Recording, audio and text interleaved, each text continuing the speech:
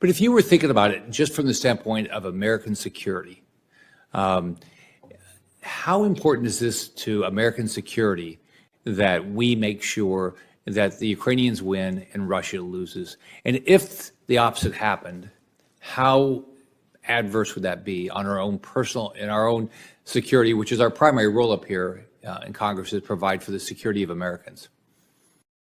Thank you, Senator. Senator, I believe if you can defeat a strategic adversary not using any U.S. troops, you're at the acme of professionalism.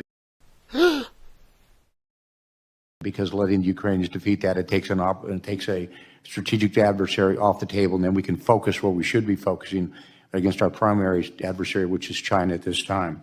The concern I've got is I don't think we need to put American troops there. And if we fail in this, we may have to fight another European war. It'll be the third time. And I don't think we should do that or need to do that as well. General, why? I think we have to worry about, we need to make sure Russia loses, in my opinion. We need to make sure the Ukrainians win. Why hasn't Germany stepped up? I mean, this is not, I don't know how many miles it is from the Ukrainian border to Germany. But why hasn't Germany stepped up and done its part on lethal aid? I mean, it seems to me that they should have a bigger concern than we do. I believe Germany is a non-player in Europe right now. I think you look more toward the Poles as being the major player. While it's a very obviously important country, I think they're feckless. They just haven't supported as they should support. They should be all in this fight because they've seen the experience of us coming over in 2 years and actually defeating Germany in 2 wars.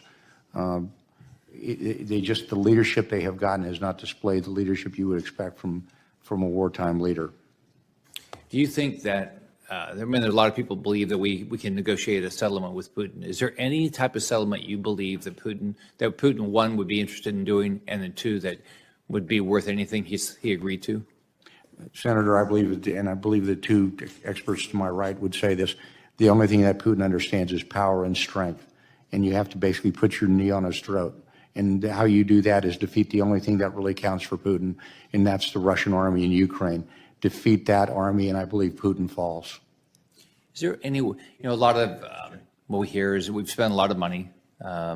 Germany's not, they've not done the lethal aid, they've done other types of aid, but how can we quantify to the American public the importance of this? It's better that we have to fight an adversary overseas and not use U.S. troops to do so.